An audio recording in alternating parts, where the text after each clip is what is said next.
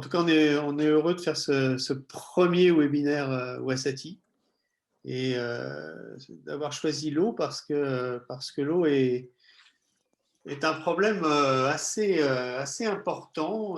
C'est un vrai paradoxe. Certains diront que c'est plus qu'un paradoxe, mais nous, on reste sur la logique de paradoxe où vont se mélanger des valeurs de nature intrinsèques à l'eau minérale ou l'eau de source, hein, qui sont la naturalité, le bien-être, la santé, etc. Et puis des valeurs sociétales qui ne vont pas dans son sens et qui ont beaucoup d'importance actuellement.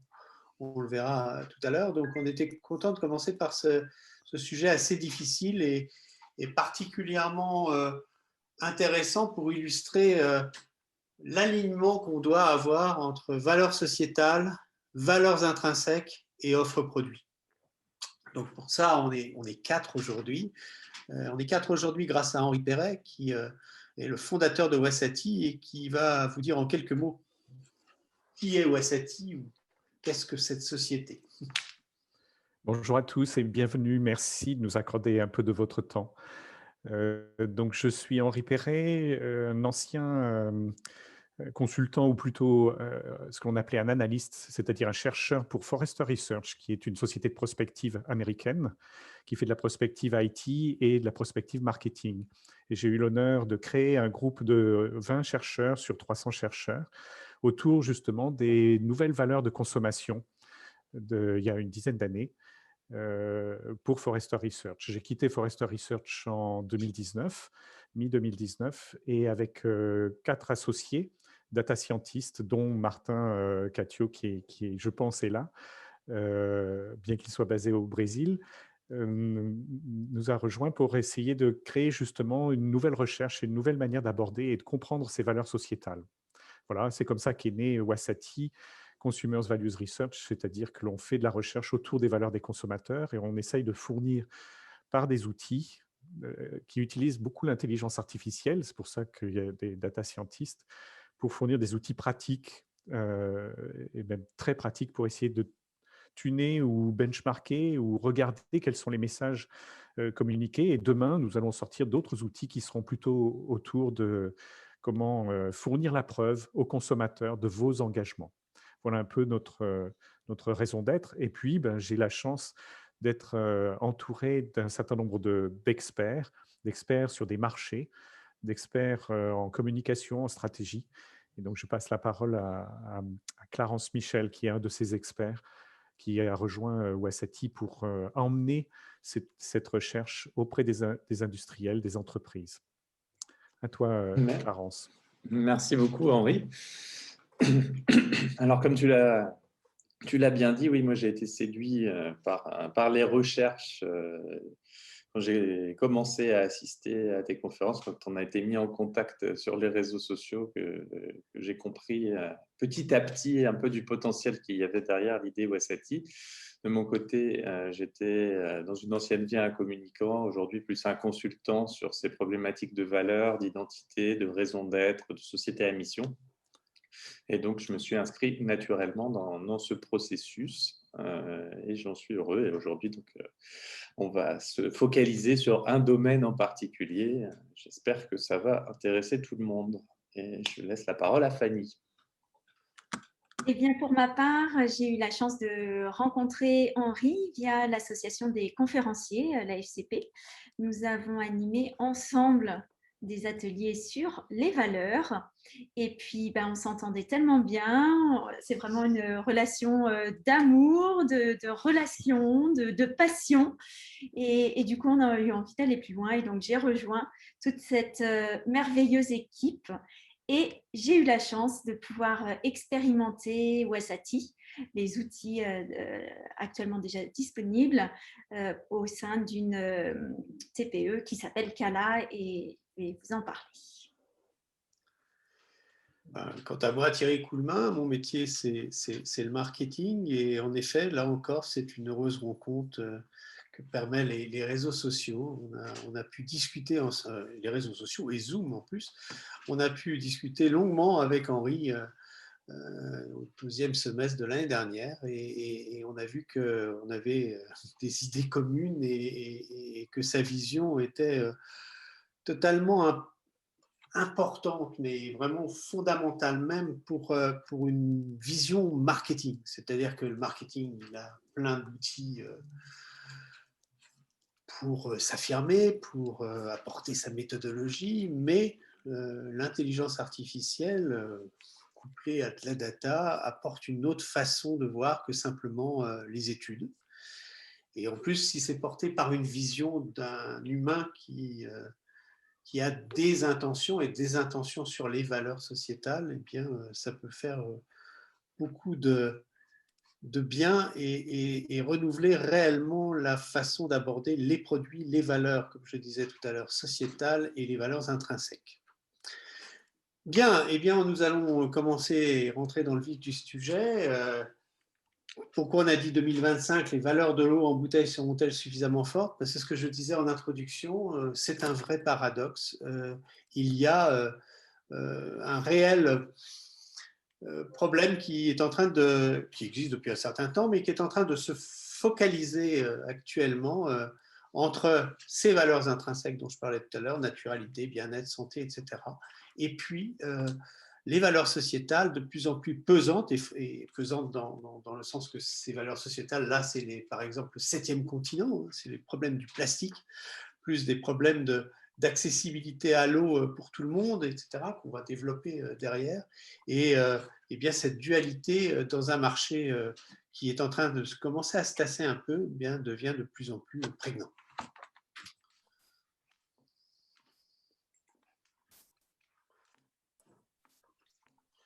On va voir un peu un contexte marché, puis ensuite les fameuses valeurs sociétales fortes, les attentes des consommateurs, quelques analyses d'acteurs, et puis une conclusion sur l'intérêt des data et d'intelligence artificielle au service de cet alignement dont je parle depuis le début. Alors, premier contexte, c'est déjà quelque chose de fondamental. Nous sommes le premier exportateur mondial d'eau minérale naturelle en étant simplement le 3e producteur européen. Ça veut pas dire qu'on est un petit producteur européen, mais on a 2 autres au-dessus de nous, l'Allemagne et l'Italie. Mais par contre, nous avons su exporter avec des marques très fortes, exportation mondiale, avec des marques très fortes, et donc de pouvoir contribuer à l'expansion de l'eau en bouteille, de l'eau minérale ou de source en bouteille au travers du monde. Et ce n'est pas négligeable du tout, puisque on voit que c'est un marché mondial à peu près de 400 milliards de litres. Et sur ce marché mondial, eh bien, nous avons maintenant l'Asie et l'Amérique du Nord qui vont en représenter quasiment les 3/4, avec particulièrement le marché chinois, qui dans l'Asie représente la moitié du marché de l'Asie, et qui est monté à 100 milliards de litres, quand la France n'est qu'à 9 milliards, par exemple. Donc avoir 10% du marché chinois, c'est avoir quasiment l'équivalent de 100% du marché français. On voit bien donc que pour des multinationales de l'eau qui sont bien armées à cette exportation, eh bien, c'est un enjeu colossal, et c'est un enjeu qui a été pris puisque nos groupes minéraliers ont pris de belles parts de marché, par exemple en Chine, soit en exportant, comme on vient de le dire, soit tout simplement en s'implantant et en ayant les licences, la capacité de puiser les ressources, même sur le sol chinois, avec nos propres techno et nos propres process. Le marché nord-américain, lui aussi, est important, un petit peu peu faible que la Chine, surtout le Mexique, et puis les USA qui ont bien progressé. Par contre, l'observation des 2-3 dernières années montrerait que cette expansion exceptionnelle est en train d'un petit peu de se tasser. Alors, elle s'est vraiment tassée en Europe, en Afrique, mais elle commencerait même un peu à se tasser en Chine et aux États-Unis. Donc, cette manne et cette expansion possible n'est pas forcément à terme uniquement source de richesse. Donc, il faut faire attention à notre marché français qui, lui, c'est comme le marché européen, c'est en train de se replier légèrement. il n'est pas négatif, hein, mais il est en train de se replier légèrement. Alors, il n'est pas négatif non plus en 2020, puisque avec la Covid, il y a eu une légère reprise de l'eau, mais le marché est plus réduit. Ce qui est intéressant de voir aussi, c'est que cette consommation d'eau est relativement importante, et on est à peu près, nous, à 135 litres par an et par habitant, quand les deux cités tout à l'heure, hein, c'est-à-dire l'Allemagne et l'Italie, sont quasiment à 200 litres pour l'Italie et à 175 litres pour l'Allemagne. Des consommations relativement importantes. La moyenne de l'Europe, c'est à peu près 119. En Chine, c'est beaucoup plus faible. Donc on monte déjà avec les 100 milliards sur du plus faible, on voit bien que normalement, il y avait un grand potentiel là-dessus. La part de l'eau en bouteille dans l'ensemble des bouteilles des produits non gazeux, eh bien, c'est quand même 48%. Donc, quand il y a un problème de plastique, dont on parlait tout à l'heure, eh bien, l'eau y contribue très sérieusement et donc doit être un des acteurs pour y remédier. C'est ce qu'on va voir tout à l'heure. Enfin, l'eau n'est pas toute seule, l'eau en bouteille n'est pas toute seule. Elle est évidemment en concurrence, si on parle marketing, en concurrence avec l'eau du robinet. Grosso modo, 6 verres d'eau du robinet pour 4 verres d'eau en bouteille. Et c'est aussi important de comprendre pourquoi il y a des gens qui préfèrent boire l'eau du robinet à l'eau en bouteille et vice-versa. Et quand on prend les gens qui ne boivent pas d'eau du robinet, c'est parce que le goût ne plaît pas. Une autre chose est mise en avant, c'est le calcaire, mais ça revient un petit peu au même. Et donc ça, c'est 69%, mais ça baisse un peu. Avant, c'était 72%. Donc, il y a petit à petit, c'est une baisse un peu significative, petit à petit, une revalorisation de l'eau du robinet, on le voit bien, et puis il y a des efforts aussi sur les groupes qui font le traitement de l'eau classique. Par contre, quand on ne boit pas d'eau en bouteille, c'est 13% des Français, c'est parce que ce n'est pas écologique. Et ça, c'est encore plus significatif puisque la vague d'avant, qui avait 1 an, hein, ce sont des vagues, excusez-moi, j'ai oublié de le dire, du Centre d'information de l'eau, était à 60%. C'est-à-dire que là, il y a une accélération de l'histoire sur le rejet de l'eau par le côté écologique. Et puis, la deuxième argument avancé, c'est évidemment le coût, hein, puisque, évidemment, il y a un coût de bouteille et puis il y a un coût de transport qui fait qu'on n'est pas du tout au même coût qu'un litre d'eau qui sort du robinet. Ce tableau est un peu complexe, mais je vais aller assez vite à l'essentiel. Ce qui est important dans les deux premières lignes, hein, c'est l'eau en bouteille plate et l'eau en bouteille gazeuse ou aromatisée. Eh bien, il y a un changement de comportement et ce changement de comportement est significatif là aussi, puisqu'on a 13% ou 12%, mais donc c'est à peu près pareil, de gens qui déclarent qu'ils ont supprimé dans la dernière année l'utilisation, enfin l'achat de bouteilles et d'eau, et donc ne s'alimentent plus en eau minérale ou de source. Et c'est quand même assez important parce que quand vous regardez l'alcool, jus de fruits, etc., c'est 7 et 9%. Comme c'est sur 4000 personnes, on est vraiment dans les intervalles de confiance et donc il y a une réelle différence. Il faut remonter après sur les plats préparés pour retrouver, et qui aussi, ce sera peut-être un prochain webinaire, ont aussi quelques soucis à se faire par rapport à nos modes de vie. Donc, ce qu'on a vu juste avant se concrétise par des études de l'OPSOCO, hein, c'est-à-dire l'Observatoire du rapport à la qualité, l'Observatoire de la consommation durable. Et donc, nous allons avoir une corrélation entre les chiffres d'avant, excusez-moi, et ce que nous prévoit l'OPSOCO dans son panel de consommateurs. Dernier point,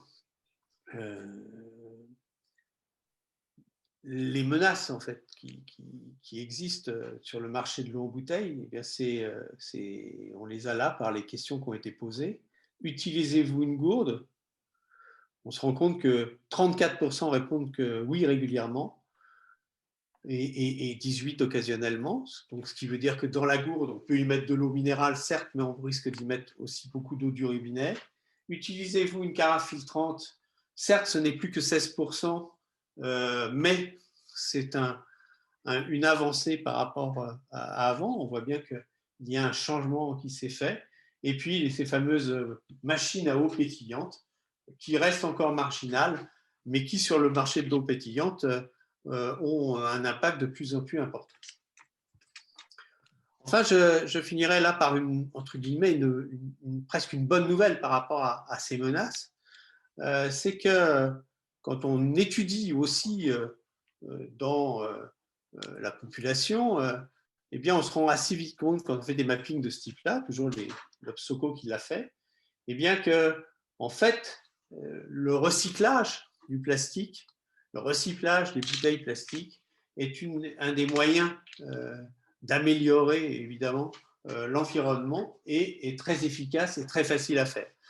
Donc on navigue entre une réalité qui est le 7e continent et des gens qui ont fait des prises de conscience écologiques qui font qu'ils se reportent sur l'eau du robinet, soit avec des carafes filtrantes, soit avec d'autres façons, ou tout simplement l'eau du robinet simple, soit on peut continuer à consommer de l'eau en bouteille parce qu'on peut rentrer dans l'idée que c'est facile de recycler le plastique. Si on allait plus loin, on verrait que quelques études montrent qu'on n'en est qu'à 9% du recyclage effectif du plastique. Donc, on parlait de valeurs intrinsèques, naturalité, bien-être et santé. Eh bien, voilà, il faut les opposer à Clarence. Merci Thierry. Donc, les valeurs sociétales, donc après les valeurs intrinsèques, et les valeurs sociétales, ben, forcément, on va commencer par une des plus évidentes sans doute, et étudier peu à peu différents niveaux de critique auxquels est confrontée l'eau en bouteille, que ce soit l'eau minérale ou l'eau de source. D'abord, celle de Marie-Lise Massé, la directrice du Centre d'information sur l'eau, qui explique doctement que produire une bouteille plastique, cela nécessite l'équivalent de 2 litres d'eau, que c'est une absurdité. Voilà, donc une attaque frontale extrêmement forte par un organisme qui informe sur l'eau. C'est une première menace. Derrière, il y a aussi tout un activisme qui s'est développé et qui cherche à démontrer de façon la plus rationnelle possible à quel point consommer de l'eau en bouteille était presque absurde selon les personnes en question. Payer, pour prendre que 3 exemples parlants, payer un croissant 100 €, donc 100 fois plus cher que l'eau du robinet, ça ne viendrait pas à l'idée de quiconque, alors que prendre de l'eau en bouteille, ben, il y a beaucoup de gens, y compris certains d'entre nous, qui aiment ça et on n'a pas forcément envie d'être jugé ainsi. Est-ce que, dans les autres critiques, est-ce que cela s'explique par la consommation en eau pétillante? Ben non, puisque 82% de l'eau consommée en bouteille, c'est de l'eau plate. Et dernier exemple de critique forte, ben, c'est que lors des blind tests, les gens semblent préférer l'eau du robinet, donc ça ne pencherait pas en faveur d'un choix de l'eau en bouteille pour son goût. Autre niveau, il y a donc les activistes, il y a aussi les engageants. Les engageants, c'est ceux qu'on va étudier beaucoup avec Wasati. C'est ceux qui cherchent à convaincre par des pétitions notamment. Et donc, dans ces pétitions, en voici un exemple d'une qui a réuni à l'époque 135 000 votants et qui a réussi à convaincre Evian de retirer sa bouteille goutte, une bouteille minuscule dont l'utilité pouvait à juste titre être contestée. On a aussi des pétitions plus locales, des pétitions qui font partie d'actions régionales. Donc là, on a moins de 3000 votants. Ça n'a pas l'air impressionnant comme ça, mais quand on va accumuler ce type de pétition locale dans le thème de l'environnement qui est plus large, dans cette valeur sociétale forte, on se rend compte que c'est au contraire très représenté, et c'est ce que les outils de Wasati vont montrer, c'est ce dont Henri nous parlera un peu plus tard. Enfin, au-delà des engageants et des activistes, il y a aussi la dimension du militantisme politique. Là, on a l'exemple d'une votation qui a été organisée par différents partis de gauche, qui a rassemblé près de 300 000 votants, avec un résultat quelque peu éloquent. Presque 100% de oui, mais quand on lit la question, on comprend déjà un petit peu mieux comment on a pu arriver à ce résultat. Êtes-vous favorable à l'inscription dans la Constitution française du droit à l'eau et l'assainissement, à protéger l'eau et à interdire son accaparement par les multinationales? Là, on en reconnaît la patte politique dans la dernière partie de la phrase, mais le début de la question, forcément, cherche à provoquer cette réponse. Et donc, je passe la parole à Henri, qui va nous parler des attentes de ces fameux consommateurs, lui qui en est le spécialiste. Merci Clarence. Ce que l'on a vu un petit peu avec les différentes slides de Clarence, c'est qu'en fait, on peut classifier et essayer d'établir une nouvelle segmentation. Cette segmentation, donc là, sur la courbe en S, qui est une courbe typique d'adoption d'un nouveau domaine, un domaine sociétal, donc l'environnement, la santé ou quelque chose comme ça, eh bien, on peut identifier les activistes, ils font 1, 2, 3% de la population, la masse, qui est coincée entre 3% et 80%, et puis les gens qui sont plutôt opposants ou qui n'y viendront que très tardivement à changer leur comportement, etc. Ce qui est très intéressant dans ces nouveaux supports, comme les sites de pétition, mais il y en a plein d'autres, que l'on appelle, nous, les réseaux sociaux d'engagement, c'est que l'étude de ces réseaux sociaux d'engagement nous permet d'étudier ce que l'on appelle les engageants, c'est-à-dire une nouvelle catégorie de gens qui ne sont pas prêts à faire comme les activistes, qui sont vus par la masse comme des extrémistes.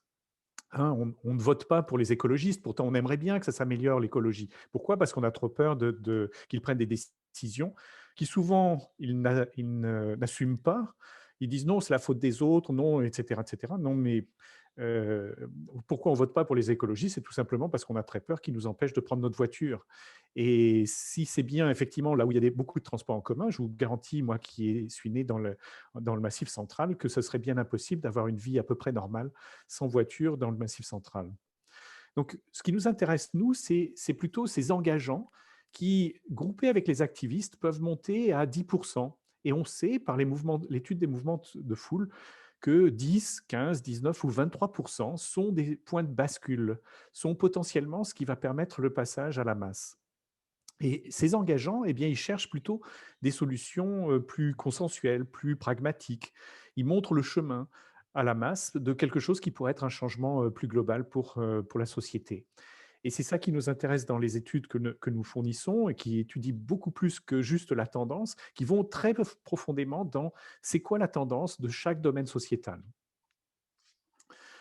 Thierry, peux-tu passer Donc, on va vous montrer une vidéo où on a accumulé les pétitions depuis 2006 sur plusieurs sites de pétitions.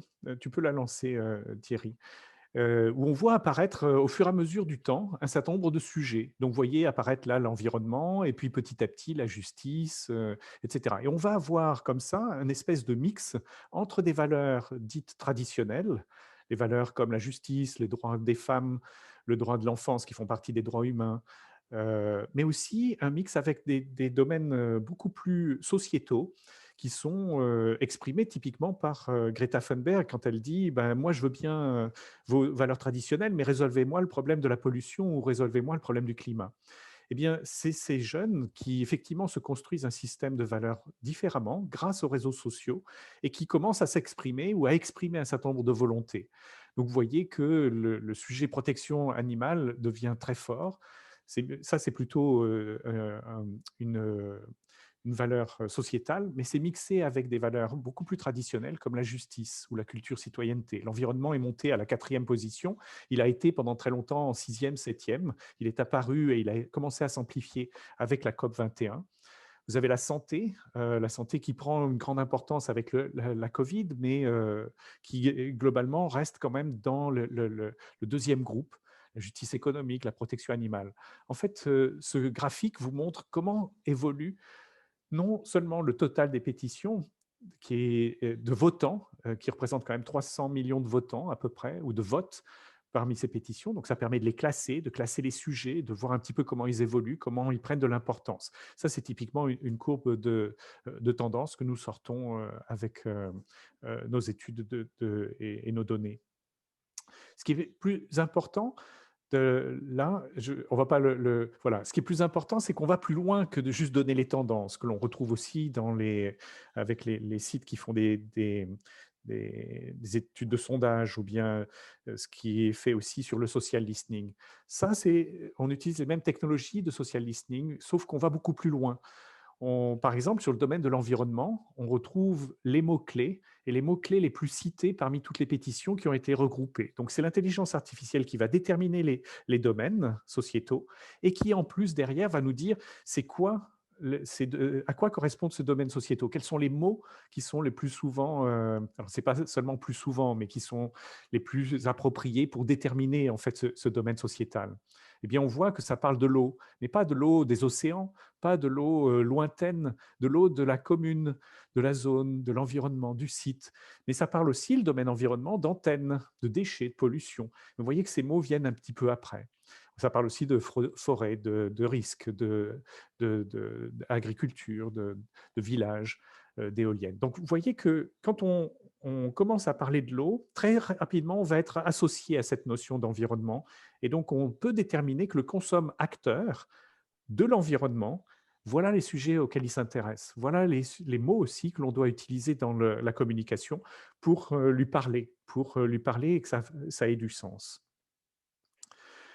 On a aussi, on récolte toutes les pétitions et sur ces pétitions, eh bien, on s'aperçoit qu'il y a un certain nombre de pétitions que j'ai notées avec les flèches en bleu, pardon s'ils sont un petit peu petits, mais ce sont les sujets qui peuvent se raccrocher à l'eau. Rétablissons la consignation de verre en France, interdisons les pailles en plastique en France. Pour le retrait des mini-bouteilles d'Évian, stop au plastique, agissons ensemble. Bref, ce qui est intéressant aussi avec ces exemples-là, c'est que l'on commence à voir les actions, les engagements, des idées de qu'est-ce que réclame le consommateur et ce sur quoi il est prêt à s'engager, puisque à chaque fois qu'il vient voter pour une pétition, eh bien, il vient dire, là, je ne veux plus que l'on fasse certaines choses et on veut changer de comportement. Donc, c'est un autre élément qui n'est pas disponible dans les réseaux sociaux ou le social listening de Twitter, Facebook habituel. Et ce n'est pas non plus des choses qui sont facilement récupérables via des questionnaires. Parce que dans les questionnaires des sondeurs, les gens vont dire oui, bien sûr, à tout. Mais est-ce qu'ils sont véritablement prêts à perdre du temps, de l'argent ou bien de l'énergie pour passer à l'acte, pour passer à l'engagement? On va passer maintenant un peu aux acteurs. Oui, Thierry. Non, très bien. On va passer maintenant aux acteurs. À toi la parole. Oui, alors, juste un mapping, c'est aussi pour recroiser un peu l'information et voir si tout est cohérent. Donc là, c'est une source alexa.com, c'est aussi un système algorithmique qui étudie en fait le recouvrement des sites Internet, recouvrement au niveau des mots-clés qu'ils utilisent et recouvrement autour des populations qui viennent sur le site. Et bien, quand on joue avec les deux fédés, on va dire, eaumineralnaturelle.fr et audesource.org, eh bien, on obtient un mapping de ce type-là. Alors, évidemment, avec une grosse masse qui va retrouver certaines choses, autres que de l'eau, mais quelques marques et pas mal de marques d'eau minérale de source. On voit même le yucca.io qui n'est pas loin.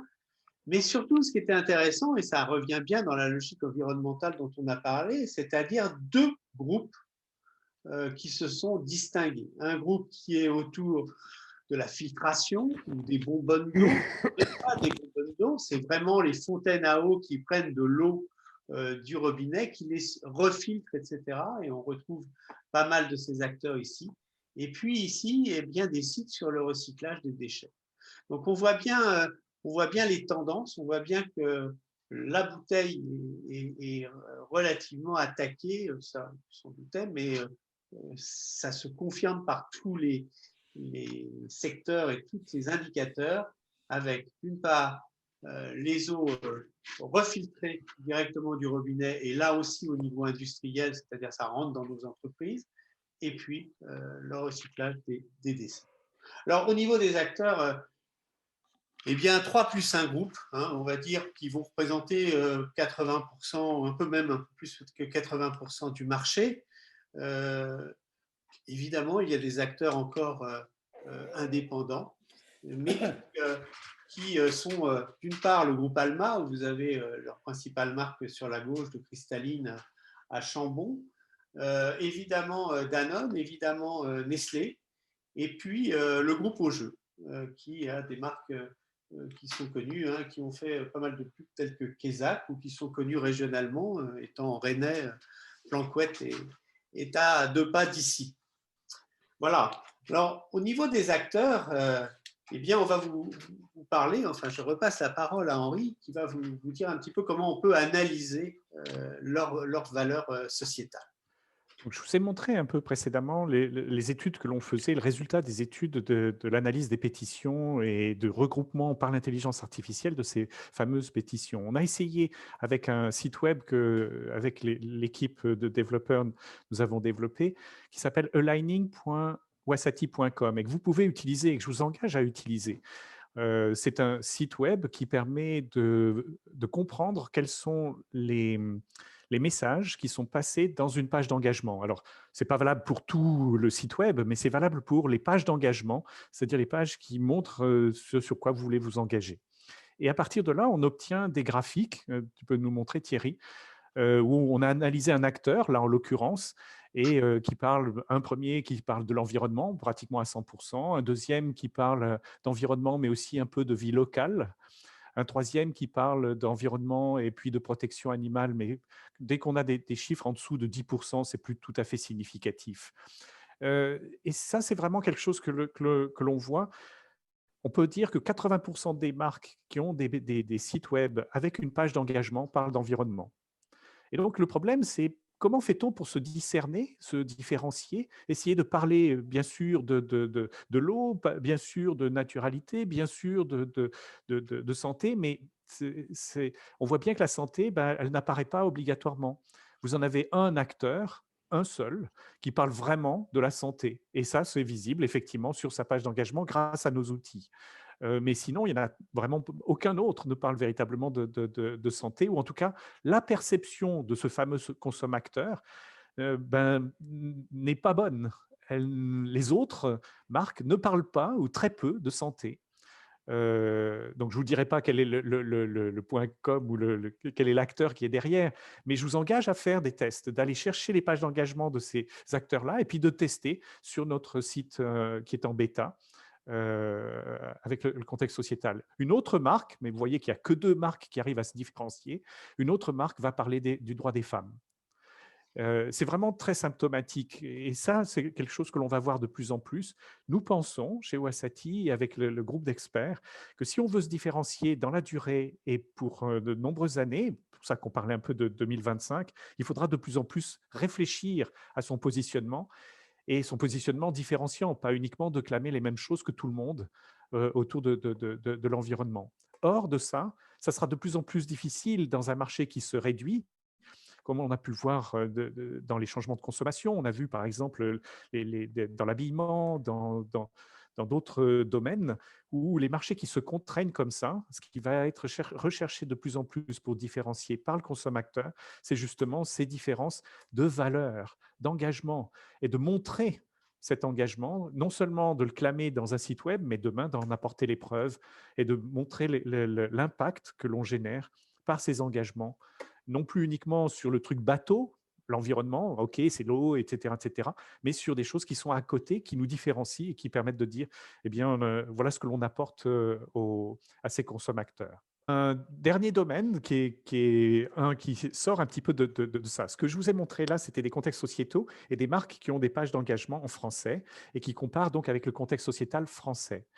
Là, c'est une marque qui cherche à exporter ou c'est plutôt un regroupement de marques qui cherchent à exporter de l'eau, puisque la France est un des premiers exportateurs. Et là, on s'aperçoit que l'environnement tombe. Ce n'est plus le sujet. C'est donc l'export probablement transporté par bateau, beaucoup plus de difficultés de démontrer l'impact sur l'environnement. Et c'est vrai que de plus en plus, si on veut vraiment transformer la France en Good Food Nation, eh bien, il faudra aller chercher les valeurs de ces consommateurs à l'export et qui peuvent être différents de ceux qui sont clamés en France. Et là, on voit que typiquement, on va parler beaucoup plus de local avec la culture citoyenneté, qui est quelque chose qui parle véritablement du local. On parle beaucoup plus de mobilité, un peu de santé. Vous voyez qu'il y a 4 domaines avec la justice économique qui se situent au-dessus de 10% et sont les seuls que l'on doit considérer un peu dans ces études. Donc voilà, pour vous dire que le positionnement dans la durée et dans le futur, et notamment le positionnement vis-à-vis de l'export, devient de plus en plus complexe. Et ce qu'on va vous partager là avec Fanny, c'est justement, alors on n'a pas d'exemple dans l'eau, mais on a un client dans la cosmétique qui, comme beaucoup, vont tous parler de santé. Dans la cosmétique. Et en fait, pour arriver à se différencier, eh bien, il faut aller chercher autre chose que le truc bateau dont toutes les marques se prémunissent ou vont chercher à communiquer. C'est ce que va nous montrer Fanny dans une première démarche autour d'un cas concret sur la cosmétologie. Merci Henri. Alors, juste en transition, c'est quelle que soit la situation dans laquelle on est, on a plein de choses sur lesquelles s'appuyer. Donc, vraiment regarder toutes les ressources que l'on a en interne et prendre en compte effectivement la situation des consommateurs, mais aussi de l'équipe en place. Et plus vous allez être aligné entre votre équipe et puis les consommateurs que vous avez envie de cibler, plus vous allez voir que vous allez avoir du soutien, il va y avoir vraiment une démarche fluide dans votre business. Donc, ce point-là est vraiment important. Ensuite, la démarche qu'on vous propose, l'idée, c'est vraiment de s'adapter à votre entreprise, à le secteur, voilà, l'état d'esprit, où vous en êtes. Et l'idée, c'est vraiment d'aller un petit peu plus loin. C'est vraiment de se dire où est-ce que j'en suis et comment je peux aller pour aller un petit peu plus loin, me challenger davantage pour aller dans cette démarche des consommateurs. Et donc, j'ai eu la chance de proposer cette approche pour Cala, qui est donc une entreprise à base de beurre de karité biodynamique, et on va même jusqu'à charger en amour. Et au niveau, pour faire le parallèle avec l'eau, j'ai moi-même vécu 5 ans en Inde et j'ai expérimenté au départ, l'eau du robinet n'était pas possible tellement c'est pollué. Donc du coup, on prenait de l'eau filtrée. Mais après, avec l'eau filtrée, en fait, on s'est aperçu qu'on avait une carence au niveau santé. Donc du coup, on a pris de l'eau en bouteille. Et donc, c'est pour vous dire qu'en fait, quelle que soit la situation, il y a toujours des opportunités possibles. Et si on prend ce même parallèle que de l'expérience qu'on fait nous au niveau de Cala, se dire on veut des produits chargés en amour, sachez qu'il y a des expériences faites au niveau, alors là ça peut paraître un peu originaux pour certains, mais il y a des expériences faites sur l'eau qui montrent qu'en fait, suivant l'énergie dans laquelle on met l'eau, eh bien, les résultats sont complètement différents.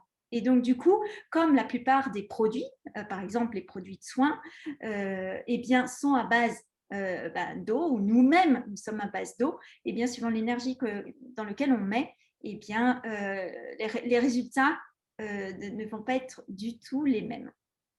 Alors, la démarche qu'on a choisie, qui convenait à la taille de l'entreprise, 5 personnes en France, une trentaine pour l'instant au Bénin, eh bien, a été de travailler avec toute l'équipe en France, d'abord sur la vision, la raison d'être, les valeurs. Et ensuite, on a eu la chance d'avoir avec la fondatrice une présentation de l'approche Wasati. Et du coup, on a refait des ateliers avec toute l'équipe sur quelles sont les valeurs sociétales qu'on a envie de retenir, comment on a envie de toucher nos consommateurs. Et puis, c'est se dire aussi, limitons-nous. Parce que, en fait, OK, on a des grandes envies, des grandes ambitions, mais osons faire étape par étape pour avoir une communication claire et puis aussi des actions claires et très pratiques, en fait. Et du coup, par exemple, ce qu'on a défini là pour les 2 années qui viennent, les 2 valeurs sociétales qu'on a retenues, c'est l'environnement et la justice économique, mais c'est d'y aller vraiment.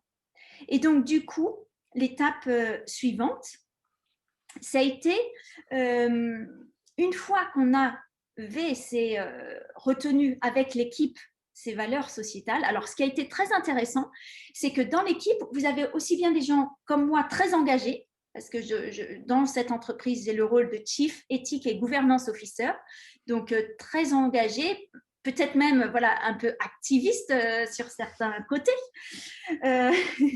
Et de l'autre côté, des personnes dans l'équipe plus réticentes, en se disant mais est-ce qu'on ne va pas perdre des clients en étant si engagés? Est-ce qu'on va pas... Et le fait de faire ces travaux a permis de mettre des éléments très concrets et de fédérer davantage l'esprit d'équipe. Donc, on a eu des résultats au-delà et des impacts au-delà de ce qu'on aurait pu imaginer en faisant cette démarche. Et donc, du coup, une fois issues les 2 valeurs sociétales retenues, donc inspirées par les travaux de Wasati, on a vérifié en fait dans des nuages de mots qu'extrait Wasati, dans des résultats aussi de pétition, voilà. Classement. Eh bien, comment est-ce que ça a du sens pour nous? Et du coup, on s'est dit, OK, là, c'est bon, ça a du sens pour nous, donc on va continuer dans cette directive. Et ensuite, pour rendre ça encore plus concret, on s'est dit, donc on a refait des ateliers avec l'équipe, j'ai réanimé des ateliers avec l'équipe sur, par rapport à ces engagements sociétaux, quelles pourraient être ces valeurs sociétales, quels pourraient être les engagements. Et donc, là encore, on s'est limité à 6 engagements. Et des exemples d'engagement, c'est donc par rapport à l'environnement, c'est se dire, eh bien, on n'a pas envie d'avoir de pesticides, on a envie d'avoir des terrains sains pour vraiment être bio, etc. Et donc, du coup, pour aller plus loin, on a dû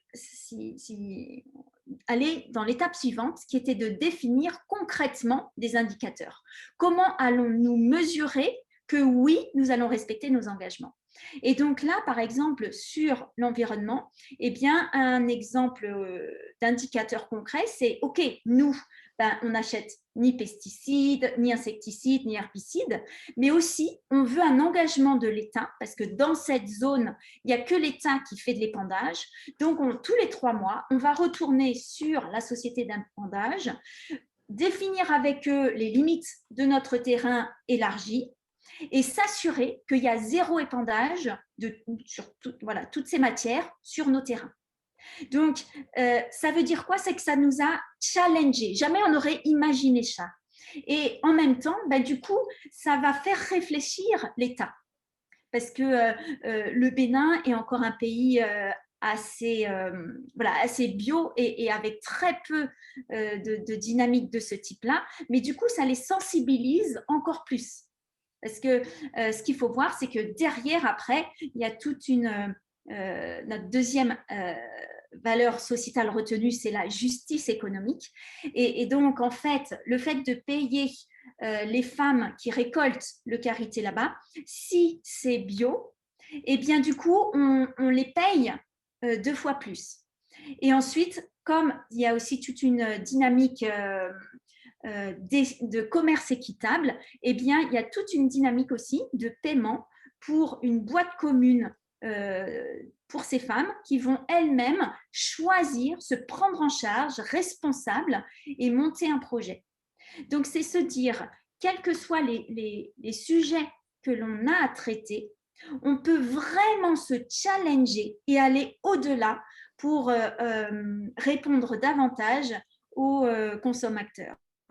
Et ensuite, l'étape d'après, eh bien, c'est de nouveau se dire, bah, tiens, on met sur notre site web eh bien, les engagements qu'on a pris et ensuite, on va les refaire passer à la moulinette d'un des produits de Wesati qui s'appelle Aligning.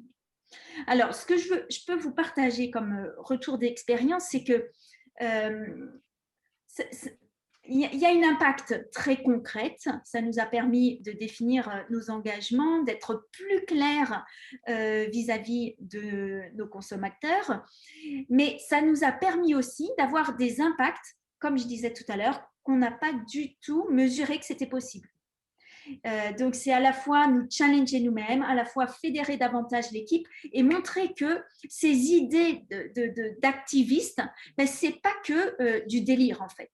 On peut être très, très concret et trouver vraiment un équilibre économique. Donc ça, c'est important à voir et se dire, quelles que soient les difficultés du moment, derrière, il y a une opportunité. Et c'est maintenant qu'il faut agir.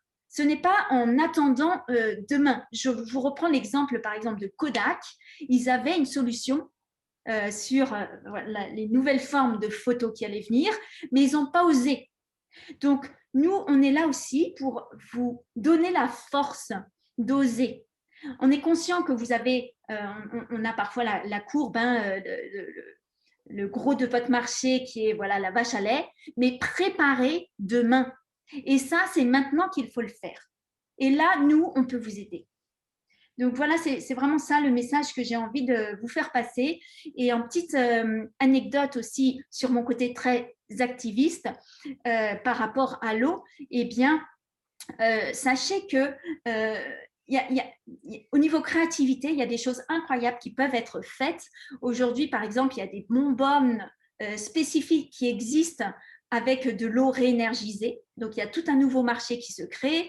De la même manière, au niveau, comme on sait maintenant que l'énergie, suivant ce qu'on met sur les phrases autour des bouteilles, eh bien, va avoir un impact sur l'eau. On peut oser être davantage engagé et du coup, énergétiquement, ça va changer l'eau. Donc, il y a plein d'idées à avoir et c'est maintenant que vous pouvez vous préparer au monde de demain. Voilà. Merci Fanny. Clarence, en 2 mots, parce que le fil, est-ce que tu peux compléter pour d'autres types de sociétés des méthodologies? J'allais justement proposer de passer directement à la conclusion. La méthodologie, on vient de l'entendre. Henri, cette conclusion alors. Oui, ce qu'on a essayé de vous montrer aujourd'hui, c'est juste, nous essayons avec Wesati et puis le groupe d'experts de vous offrir des outils ou une manière d'aborder les choses qui est justement d'aller chercher l'engagement. Je pense que derrière le mot engagement, il y a plein de gens qui pensent que c'est juste engager un client ou engager un employé. En réalité, derrière la notion d'engagement, il y a une espèce de notion de réciprocité. Ça peut être uniquement une réciprocité d'avoir, je m'engage à faire une autre qualité et en contrepartie, je vous paye pour faire cette non. De plus en plus, avec la recherche de sens qui apparaît auprès des jeunes, auprès de ces consommateurs, il faudra cette notion de réciprocité. Et mieux que ça, il faudra de plus en plus engager nos clients, les clients en règle générale, à participer à nos engagements. C'est-à-dire ce que dans les discussions avec Cala, par exemple, on imaginait que peut-être ça serait intéressant que certains des clients de Cala soient en connexion avec certaines des productrices au Bénin.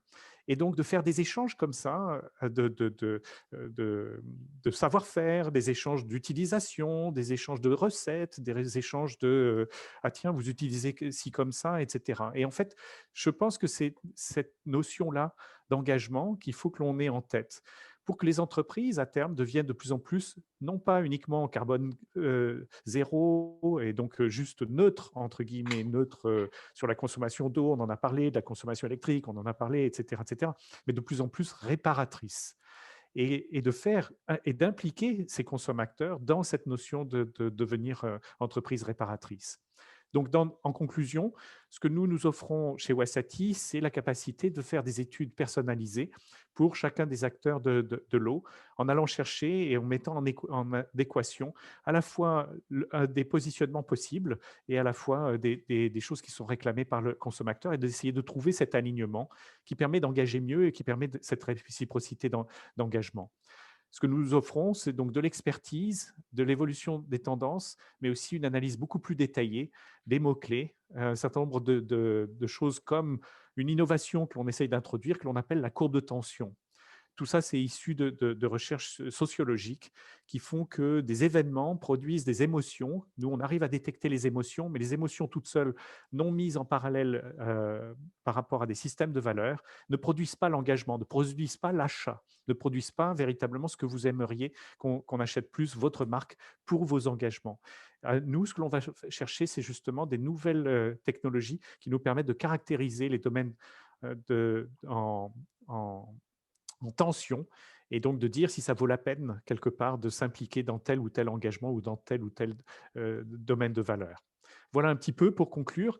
On ouvre maintenant la parole à tout un chacun aux questions, et on est très preneur de vos questions. Merci infiniment pour votre temps. Oh, oui, c'est fort intéressant, d'autant plus que je suis dans la construction d'une marque. Donc voilà, je pense que on en reparlera. D'accord, d'accord. Je persuade vos clients maintenant. N'hésitez pas, si vous voulez, on peut vous adresser une présentation sous forme PowerPoint, mais vous pouvez aussi faire des essais avec aligning.wasati.com par vous-même. Ça a besoin d'être un petit peu accompagné parce qu'il y a de la compréhension à aller chercher derrière, mais n'hésitez pas, on sera très heureux de vous donner des commentaires supplémentaires. Il y a même une partie du site qui permet de faire des commentaires ou des demandes de commentaires, donc n'hésitez pas à l'utiliser. Super, non, non, c'est très, très intéressant. Vous m'ouvrez des choses. Oui, j'ai un petit souci de caméra, je ne vais pas pouvoir l'activer, mais oui, merci beaucoup pour toutes ces informations, les aspects internationaux, nationaux et tout ce qui est valeur sociétale. C'est un enjeu sur ces prochaines décennies, donc oui, c'est complètement l'enjeu du moment. Et je vous remercie pour votre étude. Merci à vous. Parfait, merci.